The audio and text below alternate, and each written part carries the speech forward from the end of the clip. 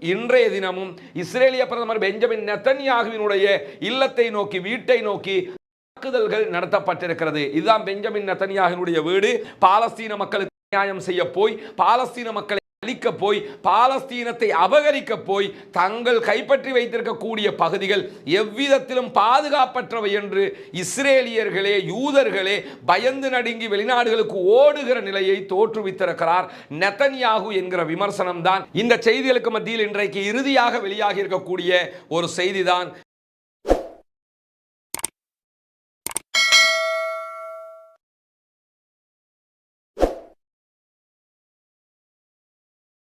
அஸ்ஸலாமு அலைக்கும் வரஹ்மத்துல்லாஹி வபரகாத்துஹு. பேரன்பிற்கினிய சகோதர சகோதரிகளே, நம் அனைவர் மீதும் ஏக இறைவனுடைய அமைதியும் கருணையும் உண்டாகட்டுமாக என்கிற உயரிய பிரார்த்தனைகளோடு 408வது நாளாகவும் காசாவிலும் காசாவையொட்டிய பாலஸ்தீன பெருநிலப்பரப்பிலும் என்னவெல்லாம் நடக்கிறது என்கிற செய்திகளைத்தான் இன்றைக்கும் நாம் பார்க்க இருக்கிறோம்.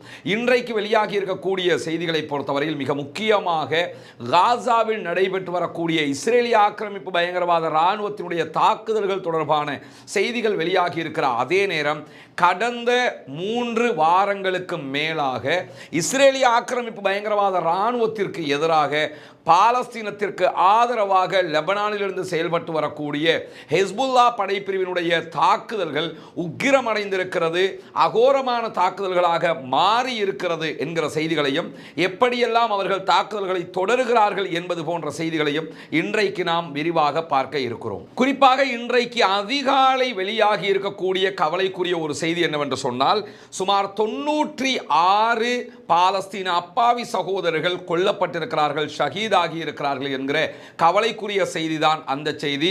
அதிலும் குறிப்பாக காசாவினுடைய பைத்துலாகியா, நுசைராத், புரூஜ் ஆகிய குடியிருப்பு பகுதிகளில் அகதிகளாக தங்கியிருந்த அப்பாவி மக்கள் மீதுதான் இஸ்ரேலிய ஆக்கிரமிப்பு பயங்கரவாத இராணுவம் இந்த தாக்குதல்களை நடத்தியிருக்கிறார்கள். அந்த தாக்குதல்களில் இதுவரைக்கும் கொல்லப்பட்டவர்களுடைய எண்ணிக்கைகள் தான் 96ஆக உயர்ந்திருக்கிறது. எத்தனை பேர் படுகாயம் அடைந்திருக்கிறார்கள், எத்தனை பேர் கட்டிட இடுபாடுகளுக்குள் சிக்கிக் கொண்டிருக்கிறார்கள் என்கிற தகவல்கள் இதுவரை வெளியிடப்படவில்லை. பாலஸ்தீன சுகாதார அமைச்சு இந்த தரவுகளை இன்றைக்கு வெளியிட்டிருக்கக்கூடியதை நாம் பார்க்க முடிகிறது.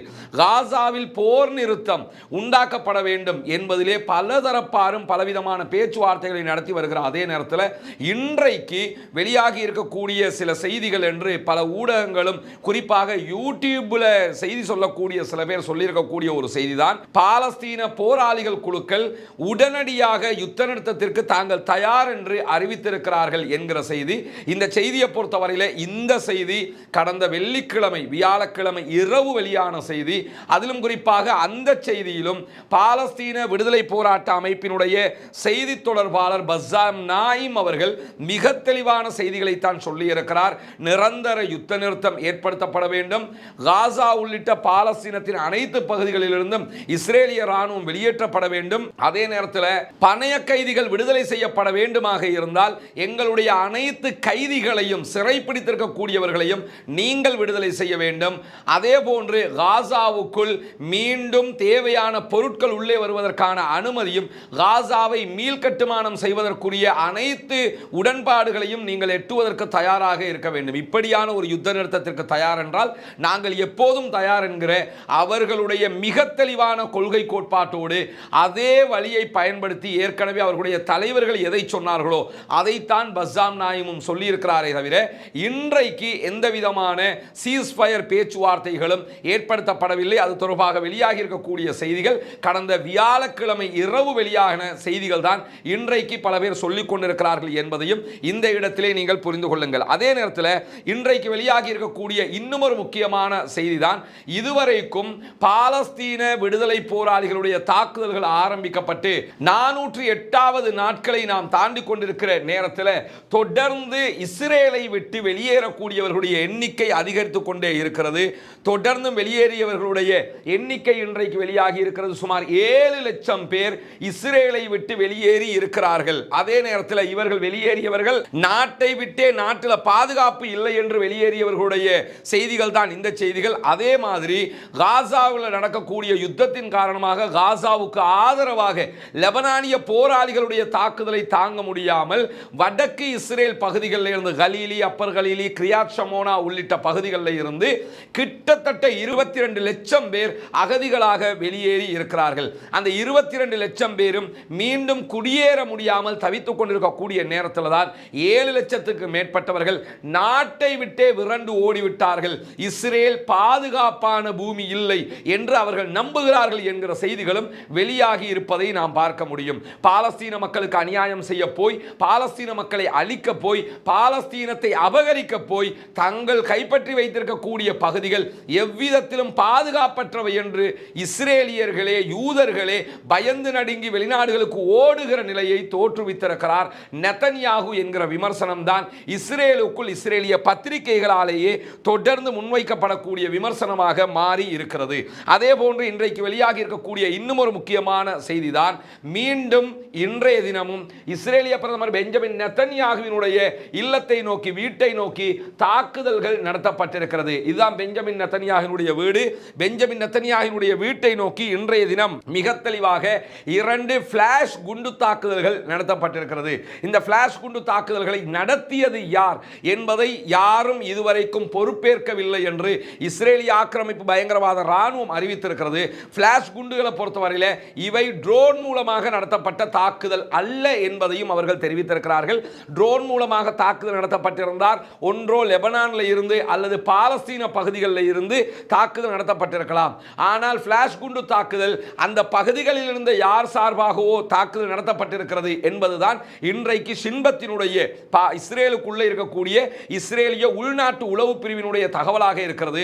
எனவே நெதன்யாகுவினுடைய வீட்டை நோக்கி யாரோ இஸ்ரேலுக்கு உள்ளே இருந்துதான் தாக்குதல்களை நடத்தி இருக்கிறார்கள் என்கிற செய்தி தான் இங்கே கவனிக்க வேண்டிய முக்கியமான செய்தி. அது மட்டுமல்லாமல் இந்த காலப்பகுதிகளுக்குள்ளாக 3வது தடவையாக நெதன்யாகுவினுடைய வீட்டின் மீதான இந்த தாக்குதல்கள் நடத்தப்பட்டிருக்கக்கூடிய நேரத்தில் நெதன்யாகுவின் வீட்டின் மீது நடத்தப்பட்ட தாக்குதல்கள் தொடர்பாக உச்சகட்ட விசாரணைகளை ஆரம்பித்திருக்கிறோம் என்கிறது இஸ்ரேலிய பாதுகாப்பு தரப்பு. எது எப்படி போனாலும் நெதன்யாகு கடந்த 6 மாதங்களுக்கு மேலாக தன்னுடைய வேலைகளை, தன்னுடைய அலுவலக பணிகளை பங்கருக்குள்ள அண்டர் கிரவுண்ட்ல இருந்துதான் செய்து கொண்டிருக்கிறார் என்கிற செய்தியை இஸ்ரேலுடைய வாலா நியூஸ் ஏஜென்சி இன்றைக்கு வெளியிட்டிருக்கிறது. ஒரு நாட்டினுடைய பிரதமர், எங்களுடைய நாடுதான் ரொம்ப பிரமாதமான நாடு, எங்கள் நாடுதான் உலகத்திற்கே பாதுகாப்பு பாடம் நடத்துகிற நாடு, எங்கள் நாட்டை விட பாதுகாப்பு இருக்குதா என்றெல்லாம் பீத்தி கொண்டு தெரியக்கூடிய ஒரு நாட்டில் 7 லட்சம் மக்கள் நாடே வேணாம் என்று ஒதுங்கி ஓடிட்டாங்க. 22 லட்சம் மக்கள் நாட்டுக்குள்ள அகதிகளாக மாறி இருக்கிறார்கள். அபகரிக்கப்பட்ட பூமிக்குள் அவர்களே அகதிகளாக மாறி இருக்கக்கூடிய செய்திகளாக இன்றைக்கு அதெல்லாம் பார்க்க முடிகிறது. அதே மாதிரி நாட்டினுடைய பிரதமர் 6 மாதங்களுக்கு மேலாக அண்டர் கிரவுண்ட்ல, பூமிக்கு அடியில பங்கருக்குள்ள தான் அமைச்சரவை கூட்டங்களை நடத்துகிறார், அவருடைய சந்திப்புகளை நடத்துகிறார். அவருடைய வாழ்க்கையை எங்க கழியுதுன்னு கேட்டா அண்டர் கிரவுண்ட்ல கழியக்கூடியது தான் நாம் பார்க்கிற மகிழ்ச்சியான ஒரு செய்தியாக மாறி இருக்கிறது. எனவே தொடர்ந்து என்ன சொல்லி வந்தாங்கன்னா, பாலஸ்தீன விடுதலை போராட்ட அமைப்பினுடைய தலைவராக இருந்த மரணித்த ஜெனரல் யஹியா சின்வார் அவர்கள் ஒளித்துக்கொண்டு பங்கருக்குள் இருக்கிறார் என்று இஸ்ரேலிய ஊடகங்கள் கிண்டல் அடித்த காலம் போய் இப்ப நிலைமை எப்படி ஆயிடுச்சுன்னு சொன்னா, யஹியா சின்வார் நெஞ்சை நிமித்தி வந்து நின்று யுத்தம் பண்ணி மரணித்திருக்கிறார், ஷஹீதாகி இருக்கிறார். ஆனால் அவர்களுக்கு எதிராக யுத்தம் செய்கிறோம் என்கிற பெயரில் அவ்வளவு அநியாயங்களையும் செய்யக்கூடிய இஸ்ரேலிய ஆக்கிரமிப்பு பயங்கரவாத ராணுவத்தை வழிநடத்தக்கூடிய இஸ்ரேலிய பிரதமர் பங்கருக்குள் தன்னுடைய வாழ்க்கையை கழிக்கிறார். இந்த வீட்டில் அவர் கிடையாது, இந்த வீட்டுக்கு கீழே இருக்கக்கூடிய அண்டர் கிரவுண்ட்ல பங்கர்ல தான் அவருடைய வாழ்க்கை கழிகிறது என்கிற செய்திகளை இன்றைக்கு இஸ்ரேலுடைய வாலா நியூஸ் ஏஜென்சியை வெளியிட்டிருப்பதை நாம் அவதானிக்க முடிகிறது. அதே நேரத்தில் லெபனான்ல இருந்து இன்றைக்கு வெளியாகி இருக்கக்கூடிய பல செய்திகள் இருக்கிறது. நாம் மீண்டும் மீண்டும் சொல்லக்கூடிய ஒரு செய்தி தான், லெபனானுடைய போராளி குழுக்களுடைய தலைவராக செயல்பட்ட ஹசன் நஸ்ருல்லா அவர்கள் கொல்லப்பட்டதற்கு பிறகு அதற்கு தலைமை தாங்கி இருக்கக்கூடிய நாயிம் காசிம் அவர்கள் மிக துல்லியமான ஒரு ராணுவ அதிகாரி, மிக துல்லியமான ஒரு அரசியல் விற்பனர். குறிப்பாக அவருடைய பட்டப்படிப்பையே அவர் இது தொடர்பாகத்தான் நடத்தியும் இருக்கிறார். இப்படி ஒரு மிக பெரும் பட்டதாரியாக, மிக பெரும் அறிவுமிக்கவராக மாறி இருக்கக்கூடிய நாயிம் காசிம் அவர்களுடைய தலைமையில் தற்போது துல்லியமான தாக்குதல்களை இஸ்ரேலை நோக்கி நடத்தி கொண்டிருக்கிறது லெபனானிய போராளி குழுக்கள். அதிலும் குறிப்பாக இந்த காலகட்டங்களில் அவங்க நடத்தக்கூடிய தாக்குதல்கள் எல்லாமே எப்படியான தாக்குதல்களாக இருக்குதுன்னா, ராக்கெட் தாக்குதல்கள் குறைந்து மிசைல் அட்டாக்ஸ், அதாவது ஏவுகணை தாக்குதல்களை அதிகப்படுத்தி இருக்கிறார்கள் என்பதை நாம் கவனிக்க முடிகிறது. குறிப்பாக தெற்கு லெபனானில் இருந்து இஸ்ரேலை நோக்கி ஆளில்லா விமான தாக்குதல்கள் நடத்தப்பட்டிருக்கிறது என்கிற செய்திகள் இன்றைக்கு வெளியாகி இருக்கிற அதே நேரத்தில் இன்றைக்கு இஸ்ரேலில் இருந்து தாக்குதல் நடத்துவதற்காக வந்த ஆளில்லாத விமானத்தை வானிலேயே சுட்டு வீழ்த்தியும் இருக்கிறார்கள் ஹெஸ்புல்லாக்களுடைய போராளி குழுக்களை சேர்ந்தவர்கள். இந்த வீடியோவில் நீங்க பார்க்கலாம், இஸ்ரேலுடைய ஆளில்லா விமானம் ஒன்றை ஹெஸ்புல்லா போராளிகள் சுட்டு வீழ்த்துகிற காட்சி தான் இதிலே பதிவு செய்யப்பட்டிருக்கிறது. ஆளில்லா விமானம் வெடித்து சிதறக்கூடிய காட்சியை நீங்க பார்க்கலாம். கிட்டத்தட்ட 32 மில்லியன் அமெரிக்க டாலர்கள் பெறுமதியான ஒரு ஆளில்லா விமானம் தான் இந்த இடத்திலே சுட்டு வீழ்த்தப்படுகிறது. பாரிய பொருட்செலவில் தயாரிக்கப்பட்ட விமானத்தை அசால்ட்டாக சுட்டு வீழ்த்தி இருக்கிறார்கள் ஹெஸ்புல்லாக்கள் என்கிற செய்திகள் இன்றைக்கு மத்திய கிழக்கில் மட்டுமல்ல சர்வதேச அளவிலும் மீண்டும் ஒரு பரபரப்பு செய்தியாக மாறி இருக்கிறது. என்னன்னா, இதுவரைக்கும் ஆளில்லா விமானங்கள், இந்த ஹாம்ஸ் வகையான ஆளில்லா விமானங்களை பொறுத்தவரையில் இது ரேடாருக்கு சிக்காது என்று சொல்கிறார்கள். ரேடாரால கண்காணிக்க முடியாது, 33,000 அடிக்கு மேலே உளவு பார்க்கக்கூடிய ஒரு விமானமாகவும் தாக்குதல் நடத்தக்கூடிய விமானங்களாகவும் இவைகள் தயாரிக்கப்பட்டிருக்கின்றன. இந்த மாதிரியான நேரத்தில் அந்த உளவு பார்க்கிற விமானத்தையே உளவு பார்த்து துல்லியமாக தாக்குதல் நடத்துகிற வேலையை ஹிஸ்புல்லாக்கள் செய்கிறார்கள் என்றால், பங்கருக்குள்ள உட்கார்ந்துகிட்டு 33,000 அடிக்கு மேலே இருக்கக்கூடிய விமானத்தின் மீது தாக்குதல் நடத்துகிற அளவுக்கு அவர்கள் பலம் பெற்றிருக்கிறார்கள், வளத்தோடு இருக்கிறார்கள் என்பதையும் இந்த இடத்தில் நாம் கவனிக்க வேண்டும். இப்படியான நேரத்தில் தான் இஸ்ரேலுடைய நிலைகளை நோக்கி இன்றைக்கு சரமாரியான தாக்குதல்களை தீவிரப்படுத்தி இருக்கிறார்கள் ஹிஸ்புல்லாக்களுடைய போராளிகள். அதிலும் குறிப்பாக இன்றைக்கு வெடிப்பு சத்தங்கள் ஹைஃபா பகுதிகளில் உச்சமாக கேட்டுக்கொண்டிருக்கக்கூடிய செய்திகளை இஸ்ரேலுடைய ஊடகங்கள் வெளியிட்டுக் கொண்டிருக்கிறார்கள். எந்த அளவுக்கு என்று சொன்னால், ஹிஸ்புல்லாக்களுடைய லெபனானுக்கும் இஸ்ரேலுக்கும் இடையில் இருக்கக்கூடிய எல்லை பகுதிகளில் இருக்கக்கூடிய அவிவிம் என்கிற குடியேற்றத்தின் மீது இன்றைக்கு இஸ்ரேலுடைய ராணுவத்தை இலக்கு வைத்து தாக்குதல்களை நடத்தி இருக்கிறார்கள் ஹிஸ்புல்லாக்களுடைய போராளி குழுக்கள். அதிலும் குறிப்பாக ஹைஃபாவில் பலத்த வெடிப்பு சத்தங்களும் பாலிஸ்டிக் ஏவுகணை தாக்குதல்களால் ஏற்பட்ட தாக்குதல் அழிவுகளும் உச்சமாக இருக்கிறது என்று அவர்களுடைய ஊடகங்களே இன்றைக்கு செய்திகளை வெளியிட்டிருக்கிறார்கள். இன்றைக்கு பாலிஸ்டிக் ஏவுகணை தாக்குதல்களை நடத்தியிருக்கிறார்கள். நமக்கு தெரியும், இறுதியாக ஈரான் இஸ்ரேல் மீது பாலிஸ்டிக் ஏவுகணை தாக்குதல்களை தான் நடத்தியிருந்தார்கள். அதே ஈரான் என்கிற ஒரு மாபெரும் நாடு எப்படி தாக்குதல் நடத்தியதோ அதே அளவுக்குண்டான தாக்குதலை, அதைவிட வேகமான தாக்குதலை தற்போது ஏவுகணை தாக்குதல்களாக ஹிஸ்புல்லாக்கள் நடத்த ஆரம்பித்திருக்கிறார்கள். இஸ்ரேலுடைய எக்கர் என்கிற நகரத்தினுடைய பகுதிகள் மீதும் அதே போன்று அதை சுற்றி இருக்கக்கூடிய நகரங்களின் மீதும் இன்றைக்கு ஏவுகணை தாக்குதல்களை நடத்தியிருக்கிறார்கள். மேற்கு கலீலி பகுதிகளிலையும் இன்றைக்கு அவர்கள் தாக்குதல்களை நடத்தியிருக்கிறார்கள். மேற்கு கலீலி பகுதிகளில் நடத்தப்பட்ட தாக்குதல் ஏவுகணை தாக்குதல் கிடையாது.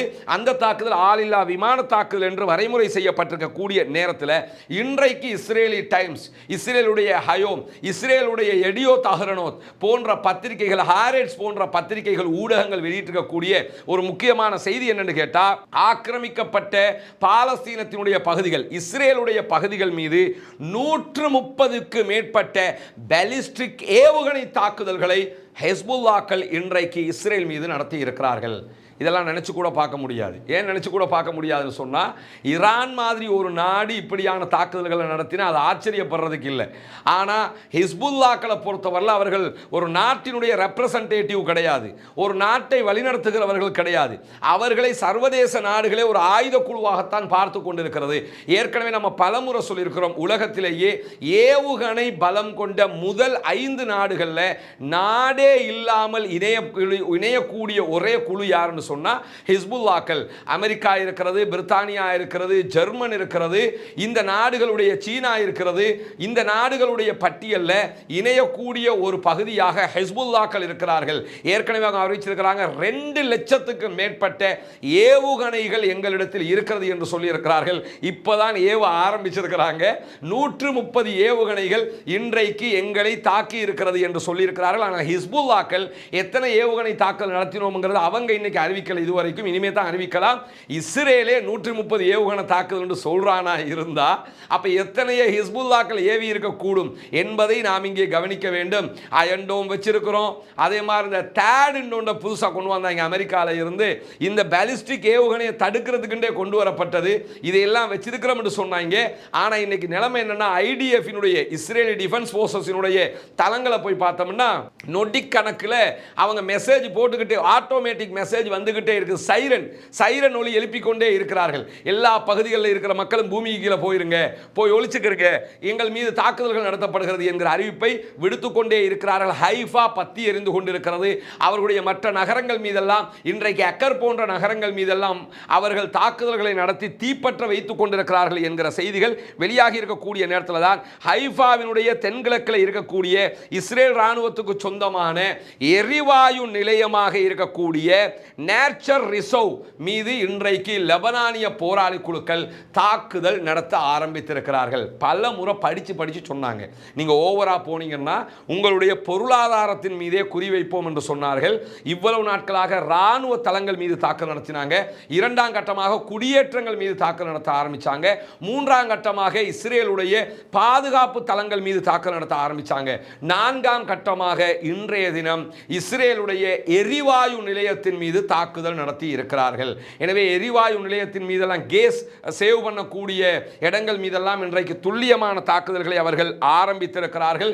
இன்றைக்கு அல் ஜசீராவும் இந்த செய்தியை வெளியிட்டிருக்கின்றன. அதிலும் குறிப்பாக இன்றைக்கு இஸ்ரேலுக்கு எதிராக மொத்தம் 26 தடவைகள் தாக்குதல்கள் நடத்தப்பட்டிருக்கிறது. தனியாக 130 ஏவுகணை தாக்குதல்கள் நடத்தப்பட்டது தனி. அது இல்லாமல் 26 தடவைகள் தனித்தனி தாக்குதல்கள் நடத்தப்பட்டிருக்கிறது. இஸ்ரேலுடைய துறைமுக நகரமாக இருக்கக்கூடிய ஹைஃபாவும் எக்கரும் தான் முழுமையாக இலக்கு வைக்கப்பட்டிருக்கின்றன என்கிற செய்திகளோடு ரமீம் என்கிற இஸ்ரேலுடைய ராணுவ தளத்தின் மீதும் இன்றைக்கு அதில் இருக்கக்கூடிய 769வது பிரிவினுடைய காலாட்படை பிரிவின் மீது கடுமையான தாக்குதல்களை நடத்தியிருக்கிறார்கள் ஹிஸ்புல்லாக்களுடைய படைப்பிரிவு என்கிற செய்தி இன்றைக்கு மேலதிகமாக வெளியாகி இருக்கிற அதே நேரத்தில் ஹிஸ்புல்லாக்களுடைய போராளிகள் எக்கருக்கு வடக்கே அமைந்திருக்கக்கூடிய ஷரக்கா என்கிற இஸ்ரேலுடைய கோலானி படைப்பிரிவின் கட்டளை பிரிவின் மீது காலை 10 மணி அளவில் ஏவுகணை தாக்குதல்களை நடத்தியிருக்கிறார்கள் என்பதும் இன்றைக்கு பதிவாகி இருக்கக்கூடிய முக்கியமான காட்சியாக நாம் பார்க்க முடிகிறது. ஹிஸ்புல்லாக்கள் வெளியிட்டிருக்கக்கூடிய ஒரு முக்கியமான வீடியோ இது. இந்த வீடியோவில் காட்சிப்படுத்தப்படக்கூடியவன் தான் இஸ்ரேலுடைய 8207 என்கிற ஒரு பட்டாலியன் படைப்பிரிவினுடைய கேப்டன் ஷப்தாய் என்கிறவன். இந்த ஷப்தாய் என்கிறவன் தற்போது கொல்லப்பட்டிருக்கிறான். எப்படிப்பட்ட ஒருவனுங்கிறத பார்த்துக்கிறங்க. கொல்லப்பட்டது மட்டும் இல்லாமல் அவங்க என்ன சொல்கிறாங்கன்னா, இப்படித்தான் அவன் வந்தான், யுத்தத்துக்கு வரும்போது இப்படி வந்தான், இப்போ இப்படி போய்கிட்டு இருக்கிறாங்கிறது தான் அவங்க சுட்டி காட்டி இருக்கிறாங்க. எனவே உங்களுடைய தளபதிகளுக்கே இந்த நிலையாக இருந்தால் உங்களுடைய நிலை எப்படி இருக்கும் என்பதுதான் அவர்களுடைய வாதமாக இந்த வீடியோவில் முன்வைக்கப்பட்டிருக்கக்கூடியது. அதே நேரத்தில் இந்த செத்து போனவனுடைய சகோதரன் இதில் இருக்கிறானா இல்லையா, சப்தாய், இந்த சப்தாயினுடைய சகோதரன், இந்த இதில் இருக்கக்கூடிய இவனுடைய சகோதரன் இன்றைக்கு பேசியிருக்கக்கூடிய ஒரு செய்தியில் என்ன சொல்கிறான்னு கேட்டால், ஆள் பலம் இல்லாத காரணத்தினால நேரடியாக தளபதிகளே களத்தில் இறங்கி சண்டையிட வேண்டிய நிர்பந்தம் லெபனான் எல்லையில் இருக்கிறது. அந்த அடிப்படையில் தான் என்னுடைய சகோதரன் களமிறக்கப்பட்டிருக்கிறான், எனவே அவன் கொல்லப்பட்டிருக்கிறான் என்று புலம்பக்கூடிய காட்சிகளும் இன்றைக்கு வெளியாகி இருக்கிறது. இன்றைக்கு ஹிஸ்புல்லாக்கள் வெளியிட்டிருக்கக்கூடிய இன்னும் ஒரு முக்கியமான வீடியோ இது. இதில் அவர்கள் தாக்குதல் நடத்தக்கூடிய இடங்கள் எப்படியெல்லாம் கவனித்து தாக்குதல் நடத்துகிறார்கள் என்பதை காட்டியிருக்கிறார்கள். அந்த இடங்கள் எல்லாம் பார்த்தீங்கன்னா இஸ்ரேலிய ஆக்கிரமிப்பு பயங்கரவாத இராணுவம் வந்து ஒன்று கூடக்கூடிய இடங்கள். அதைத்தான் அவங்க சுட்டி காட்டுறாங்க. எந்தெந்த பகுதிகளில் அவங்க ஒன்று கூடுகிறார்கள் என்பதை துல்லியமாக கவனித்து அந்த பகுதிகள் மீது தான் இன்றைக்கு அவர்கள் தாக்குதல் நடத்தி இருக்கிறார்கள். இங்கே நீங்கள் பார்க்கலாம், அவர்கள் இடத்தை குறிச்சிட்டு அதுக்கு பிறகு என்ன செய்கிறாங்கன்னா அவர்கள் மீது அட்டாக் பண்ணுகிற காட்சிகளை வெளியிட்டிருக்கிறார்கள். துல்லியமாக இந்த தாக்குதல்கள் அவர்களை சென்று அடைந்திருக்கிறது என்பதுதான் இன்றைக்கு வெளியாகி இருக்கக்கூடிய முக்கியமான செய்தியாக இருக்கிறது. அவர்கள் மீது இன்றைக்கு ஏவப்படக்கூடிய ராக்கெட்டுகளுடைய காட்சிகளை தான் இதில் பதிவு செஞ்சிருக்கிறாங்க. முழுமையாக இந்த வீடியோ அது தொடர்பான வீடியோவாக இன்றைக்கு வெளியிடப்பட்டிருக்கிறது. இந்த முக்கியமான ஒரு வீடியோவை அவங்க வெளியிட்டிருக்கிறாங்க. இந்த வீடியோவை நீங்க பார்க்கலாம். இரவு நேரத்தில் இஸ்ரேலுடைய ஹைஃபா பகுதி மிக முக்கியமாக எப்படி அவர்களால் வீடியோ செய்யப்பட்டிருக்கிறது, ஆளில்லா ட்ரோன் மூலமாக கண்காணிக்கப்படுகிறது. இந்த பகுதியில் நீங்க பார்க்கலாம். இந்த வீடியோவை நம்முடைய டெலிகிராம் சேனலில் நம்ம போட முடியும். இதில் நீங்க பார்த்தீங்கன்னு சொன்னால் இந்த சைடில் போட்டிருக்கிற மேப்பில் அவங்க காட்டுவாங்க எப்படி அந்த ஆளில்லா விமானம் நகர்கிறது. இதெல்லாம் அங்கே போய் வீடியோ எடுக்கிறாங்க, எப்படி நகருகிறதுங்கிறத காட்டுறாங்க. நகர்ந்து முடிஞ்சதுக்கு பிறகுதான் இந்த இடங்களை இலக்கு வச்சு அவங்க தாக்கு நடத்தி இருக்கிறாங்க. அதில் அவங்க காட்டக்கூடிய காட்சியை இங்கே நீங்கள் பார்க்கலாம். இது இருட்டு பகுதியாக போகிறதுனால உங்களுக்கு தெரிய மாட்டேங்குது. இதெல்லாம் கடல் பகுதி, இதெல்லாம் துறைமுக பகுதி. துறைமுக பகுதியில் இப்படி போகிறாங்க.